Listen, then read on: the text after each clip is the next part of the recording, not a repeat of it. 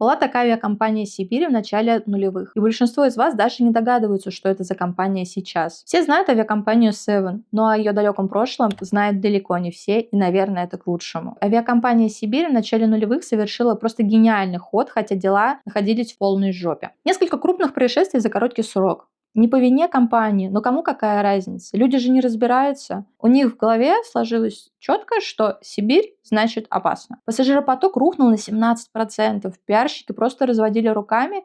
Эксперты сказали бренду пока-пока. Соответственно, вопрос, что делать, когда твое имя стало токсичным, а клиенты стали обходить тебя за километр. Смотрите, прошло 20 лет. Сейчас это вторая или третья по величине авиакомпания России. Яркие зеленые самолеты, которые узнаешь за километр. Просто миллионы лояльных пассажиров и любовь, которую не купишь ни за какие деньги. Сегодня разбираю Seven Airlines, как компания переродилась из пепла репутации и стала главным примером того, что даже если рынок поставил на тебе крест, это еще не конец. Начало нулевых. Авиаперевозки в России – это дикий запад. Самолеты старые, сервиса нет, стюардессы злые. Но главная проблема была тогда это доверие. Люди летали по необходимости, а не по желанию. И любое происшествие отбрасывало индустрию просто на годы назад.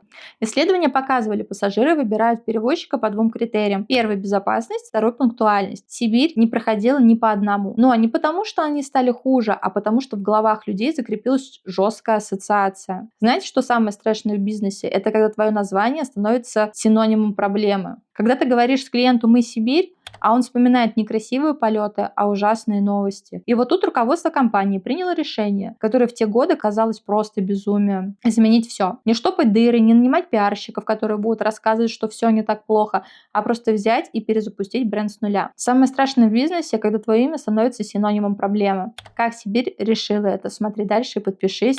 Я часто рассказываю интересные стратегии. Итак, 2008 год. Они запускают ребрендинг. И знаете, что самое офигенное? Они не просто меняют название Сибири на S7, они меняют все. То есть цвет, логотип, форму стюардесс, дизайн самолетов, даже коробки для еды они поменяли. Представляете, в принципе, масштаб этого безумия.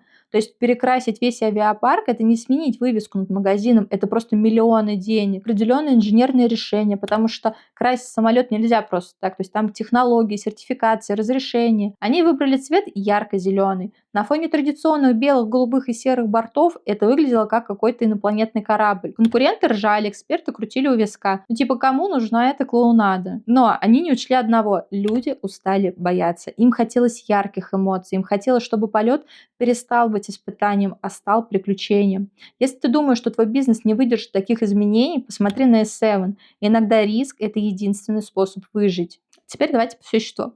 Что конкретно они сделали такого, что авиационный рынок раньше не видел? Они полностью отказались от прошлого. Они не пытались отмыть репутацию. Они просто сказали, нас больше нет, есть новые мы. Название Seven не несло никаких негативных ассоциаций. Это был новый чистый лист. При этом они не прятали Сибирь совсем. Знающие люди понимали, что это преемственность. Но новое имя не вызывало вопросов. Второе. Они сделали визуальную революцию. Зеленый цвет в авиации, и это сработало. Яркие самолеты стало видно в небе, их запоминали. Дети просили родителей, то что вот, смотри, какой классный зеленый самолетик. Это вызывало эмоцию, а эмоция – это первый шаг к симпатии. То есть они продумали все до мелочей. Форму стюардесс, дизайн коробок для еды, даже столовые приборы. Это был первый случай в России, когда авиакомпания подошла к брендингу как какой-то, не знаю, модный приговор. Третье – это новый язык общения. S7 заговорила с пассажирами не как уважаемые пассажиры, а как друзья, рассылками, акциями, куча программы лояльности. То есть они создали клуб. Люди начали выбирать S7 не потому, что дешевле, а потому, что там свои. Запомни эти три фишки. Они применимы в абсолютно любом бизнесе. Если на это посмотреть с точки зрения психологии, то тут очень интересный вопрос. Почему люди им поверили? То есть в 2008 году после ребрендинга пассажиры заходили на борт зеленого самолета и просто не узнавали его. Внутри было все абсолютно по-другому. Но дело было не только в цвете. Они сделали гениальную штуку. Они перестали быть авиакомпанией, которой есть вопросы, и стали авиакомпанией путешествием. Понимаете разницу? То есть раньше ты летал потому, что надо, а теперь ты летел потому, что сам этого хочешь. Потому что внутри тебя ждут красивые стюардессы, вкусная еда, какие-то приятные мелочи. Это называется смена позиционирования. То есть они перевели фокус с негатива, про который лучше вообще не вспоминать, на эмоции, про которые приятно рассказывать друзьям. И главное, они не врали, они реально улучшили сервис, реально обновили парк, реально начали следить за мелочами. То есть в бизнесе есть такое правило: если хочешь, чтобы тебе поверили, просто делай то, что обещаешь. То есть если смотреть по цифрам и фактам, когда ребрендинг работает. Вообще ребрендинг от Seven считается одним из самых успешных в истории российского маркетинга. Что они получили? То есть они вышли на второе место среди авиаперевозчиков России. После Аэрофлота, конечно же. Узнаваемость, которой раньше не было ни у кого. Эти зеленые хвосты видела просто вся страна. Конечно же, лояльную аудиторию, которая выбирает их, даже когда есть более дешевые варианты. Но главное, они перестали ассоциироваться с проблемами прошлого.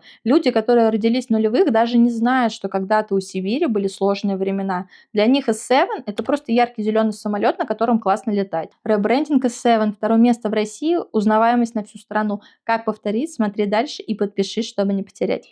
Короче, 3 вещи, которые ты можешь забрать себе из истории Seven. Первое – это иногда проще сжечь мост, чем замазывать на нем трещины. Сибирь пыталась пиариться, нанимать кризисных менеджеров, объяснять, что все не так плохо, но это не работало. Пока они не отрубили прошлое одним ударом, ничего не менялось. Соответственно, задай себе вопрос, что в твоем бизнесе давно пора просто отрубить и начать заново. Второе – это эмоции сильнее фактов. Все факты говорили, что S7 – это бывшая Сибирь с проблемной репутацией. Но эмоция от яркого зеленого самолета и красивой стюардессы перебила эти факты. Люди покупают не логикой, они покупают сердцем. Третье – дьявол в деталях. Они продумали форму стюардесс, коробки для еды, столовые приборы, мелочи, которые в авиации раньше вообще никого не...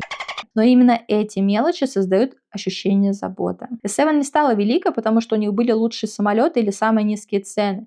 S7 стала великой тупо потому, что они поняли, что люди хотят не просто долететь из точки А в точку Б, люди хотят кайфануть в процессе. Соответственно, суть вообще всей этой истории, что даже если рынок поставил на тебе крест, это еще не конец. Если ты просто переводишь людей из пункта в пункт, это херово, потому что всегда найдется тот, кто сделает это дешевле. Если ты хочешь, чтобы я разобрала твой бизнес на такие же точки роста, подпишись и напиши в комментарии. Я выберу самые интересные кейсы для следующих видео.